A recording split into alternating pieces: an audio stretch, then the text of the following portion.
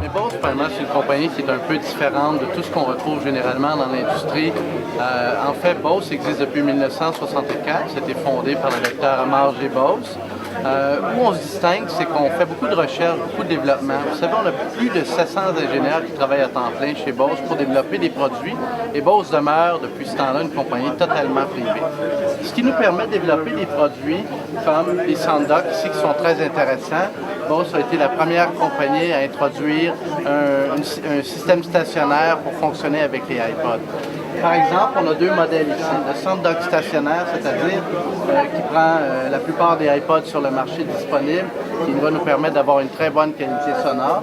Et on a un nouveau ici qui est introduit cette année, qu'on appelle le SoundDock portable, qui nous permet, premièrement, encore une fois, d'utiliser toutes les iPods, mais aussi toutes les autres MP3 sur le marché, vu qu'il y a une auxiliaire à l'arrière. L'appareil est totalement à batterie, 8 heures de plein pouvoir, autrement dit à 80% du volume, ce qui nous permet beaucoup d'autonomie, une très bonne qualité sonore aussi. On a aussi disponible au magasin ici Microboutique des écouteurs Bose. On a 3 écouteurs ici en ce moment.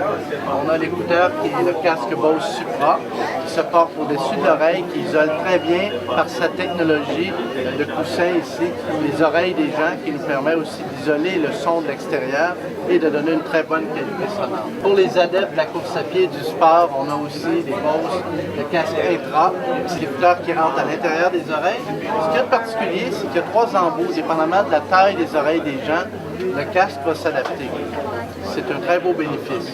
Et on a le casque aussi Circon qui entoure totalement les oreilles, qui est très léger, parfait pour les gamers. On a aussi un haut-parleur pour ordinateur, le modèle d'entrée de gamme qu'on appelle chez Bose le Compagnon 2, qui a une prise d'écouteur ici, qui est un haut-parleur conventionnel qui utilise les technologies de Bose pour permettre d'avoir encore une fois une bonne qualité sonore. Et nos enceintes stéréo premium, qu'on appelle les meilleures qu'on fabrique en fait au niveau des enceintes multimédia, qui sont les Compagnons 3. C'est 2 haut-parleurs satellites avec un module Acoustimash. Chez Bose, c'est un Acoustimash. C'est pas un subwoofer parce qu'on reproduit pas seulement des basses fréquences, mais une gamme étendue de fréquences. Et ce qui est très intéressant, c'est qu'on utilise un contrôle pod qu'on appelle. Il y a une entrée d'écouteur directement placée à l'avant. Il y a aussi un auxiliaire pour brancher n'importe quel MP3 et un iPod de Apple par-ci. Si on regarde au niveau de la qualité sonore,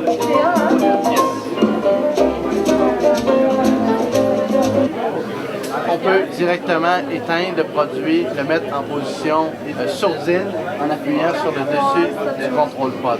Donc c'est très simple à utiliser. Ça, c'est une des choses chez Bose. Lorsqu'on fabrique un produit, il doit absolument avoir 3 éléments. La performance doit y être au rendez-vous, l'élégance du produit et la simplicité.